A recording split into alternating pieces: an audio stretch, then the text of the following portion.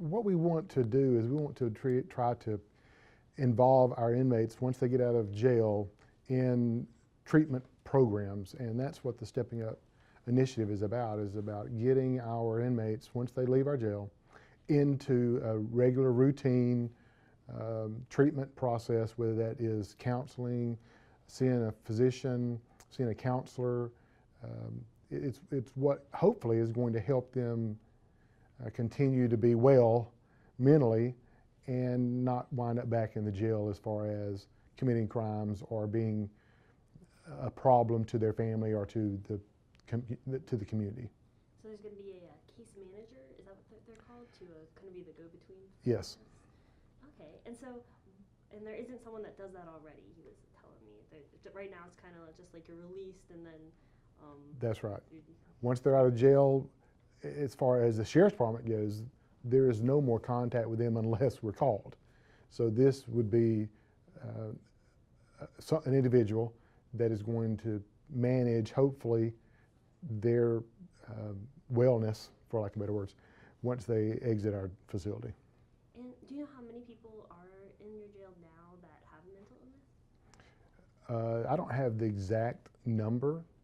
There's a few. There's probably 40% of our inmates are in here do experience some type of mental health crisis.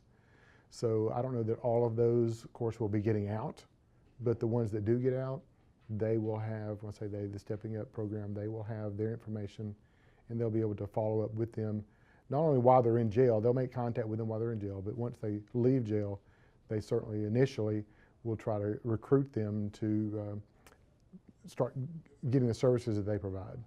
So why is this an important thing to do?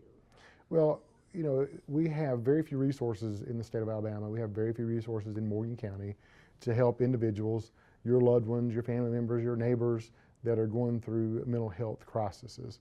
So this program will help get these individuals help when they need it and hopefully continue to get that help, so when they experience some type of a mental health crisis in their life, they'll have a contact person they can call, the family will have a contact person they can call and get help if it gets to that point. Our goal for those members that are receiving this help is that they never have that crisis again because they are getting the help on a routine basis. And when you say crisis, just for clarification, is that kind of some kind of event that happens due to something that has to do with mental illness? Yes, you know, a lot of individuals that have mental health problems, issues, they don't get into a crisis mode because their issues are being treated on a routine, regular basis. So they don't ever get into that crisis mode. It's when they get in the crisis mode is when they call the police, and that's when we respond because someone can't handle that individual. Okay. Would you be able to go over kind of a version of the timeline of events? Is it kind of that they were to go to jail and then they receive their medication and they leave and they don't have it anymore? Is that kind of the timeline? Yeah, you know, they come, generally speaking, not always, but generally speaking, you know, our first encounter with an individual that's going through a crisis is usually from a family member that calls and says, hey, my son is out of control, or my daughter, my loved one is out of control, and they're tearing my house up, I need you to come. So we would respond as an example, and we try to convince that person, hey, you need to go to the hospital. You need to go check yourself into the hospital. If they refuse that, we can't make them go. We have a mental health person that works through the courts, but if it's drug related, they don't have any power to regulate that person's activities. So generally speaking, you know, when we are there, we wind up taking them to jail because, let's just say an example of disorderly conduct. So they come to jail because of disorderly conduct because they can't be controlled. While they're in jail, they do receive, we have a therapist in our jail, we have doctors, we have a psychiatrist, so we have medical help here. We don't have a lot of mental health help for them, but we do have some. We try to get them on medications that they might have been taking, regulate it the best we can while they're in our facility, and then when they get out, you know, the contact person with Stepping Up is going to call them.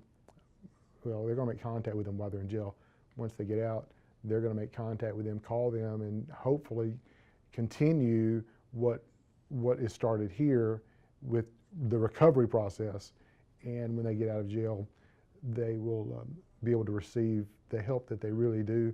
Maybe not all the help they need, but it is a process that is better than no help at all. Okay, and because mental health kind of in conjunction with jails has been a huge topic lately, especially in the state. So do you feel like this is a really good step? Haha, kind of funny, stepping up, but It is. in, like, It's the a. right direction. It is a great step forward for Morgan County. You know, we're one of the 5 counties in Alabama that have this program. So it's a grant program from the State Department of Mental Health, and it's good that we were able to participate in this. I hope our goal is to reduce the numbers of individuals that come back in our jail, and if we can reduce that and show that what the program that mental health offers, if we can show that that works, hopefully the state will say, look, this is something that we need to do in all 67 counties. And it is an important topic because a lot of people that come into our jail don't need to be here because of mental health issues. They might need to be here because of criminal activity, but once they serve their time for criminal activity, they're going back out and they're not taking care of themselves because they think they're okay. And family members really need help in our state. Neighbors need help with other neighbors in our state, and our state doesn't have, in Ron Puckett's opinion, the appropriate help for mental health patients. We've reduced that help, and so that we, the county sheriffs, we are seeing the problem in our jails, and the state prison system is seeing the problem in the state prisons with our inmates with very little help mentally for our inmates, and it is a big problem, and it's costing taxpayers money to help these individuals. So we are paying for it as taxpayers one way or another. We're paying for it in our jails, or we're going to pay for it through the Mental Health Association. So I would much rather, I think our money is better used through the Mental Health Association by putting our tax money there to help patients than in our county jails, where we're not designed to help people with mental health issues. We're designed to incarcerate people, not to give people mental health help. Yeah, it seems kind of like that's fallen on girls' backs.